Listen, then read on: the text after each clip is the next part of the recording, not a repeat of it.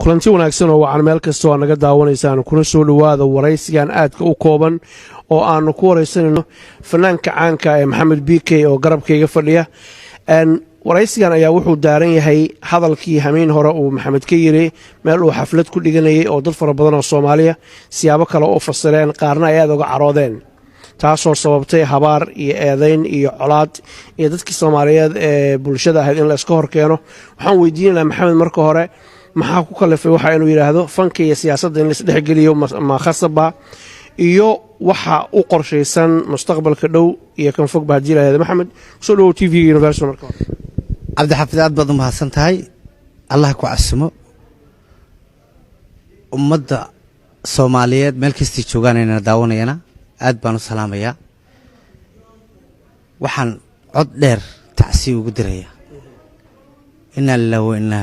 ilayhi raaji'uun dadkii naftooda ku waayay qarax ilaahay dhibtahay naga kor qaado tacsiida horta waan dirayaa mar labaadka si xun wuxuu sheeg sixir wuu ka daran yahay dab munaafaqshaday muumin baa ku gubta anigu hadal wanaagsan oo tacsiya baan diray dabadna dad ba ka faa'iideysto xagga kale ka rogay waxaan taageerayaashayda iyo ummadayda Soomaaliyeed meel kastay joogaan ummadayda Soomaaliyeed meel kastay joogaan waan idin jeclahay idinkana waan ogahay inay jeceshiin waan ka raali gelinayaa sidii intii khaladka u fahantay waan ka raali gelinayaa muqdisho xaal baan siinayaa mar dambe iyo mar horeba Maxamed tacsibaad dartay dabcan waad ka daqnatay iminkana waa adiga sheegay hameen horena waad sheegtay xalina waa adiga sheegay dhibaatadii ka dhacday muqdisho iyo dadka Soomaalida ku baaba'ay dhibaatada soo gaartay inay ka tacsiinaysan ka xuntahay waa garanay fanka iyo siyaasadda inaad isku dhaxoodimiyaa doonaysaa mise waxaad doonaysaa inaad kala weecisid si aan taageerayaashaadu aysan isugu dhicinin bulshaduna isaga hor imaan عبد الحافظ aad baad u mahadsantahay adiga iyo Universal TV ba aad baan idinku mahadnaqayaa fanka iyo siyaasaddu biikahan waa iska kay murgeen laakiin waa kala saaraya anigu fanaan Soomaaliyeed baan ahay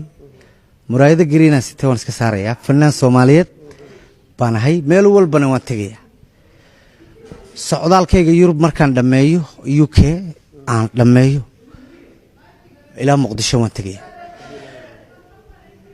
labadayda show ay ugu horeeyeen waxaan ku caawinayaa dadkii ku waxyeeloobay Muqdisho qoysaskoodii inna lillahi wa inna ilayhi raaji'uun ilaahay ha u naxariisto anigu Soomaali waan jeclahay ma nacbi si xun wuxuu sheeg sixir wuu ka daran yahay qof baad keligii dadkaba adigu daacadaad u tahay inta u dadaalaysa daryeelkiisa iyo naftiyo sidoo u dulmari lahaa daadii u dhaafin lahayd hawliyeegu daashay ficil inta isaguna dil iyo xarkiya dabin laabayo ku maqan dibid laabiyada marka fanaanku qof markuu caan noqdo dhibaato ma waayo YouTuber sida wax xaganayad helaysaa beel si journal wax si khaldan loo gelinayaad arkaysaa laakiin qof la hadalaya waa qofkii jiray in badan baan habaariyo wax arkay social media ma isticmaalo laakiin uurka iiga duceeya oo habaarkii duco iigu bedela inta la sii noolaanayaaba waa muddo anigu mar walba fanaan Soomaaliyeed baan ahay meel kasto Soomaaliyan la ballan waxaan ku qaaday inaan labadayda adinto way uga caroodeen hadalkaagii siyaabo kala duwan baa loo fasiray bulshadii Soomaaliyeed oo aan ishaysan ba dhibaato ay dhextaala fursad waxaan ku siinayaa sharciga dadka Soomaaliyeed ku daawanaya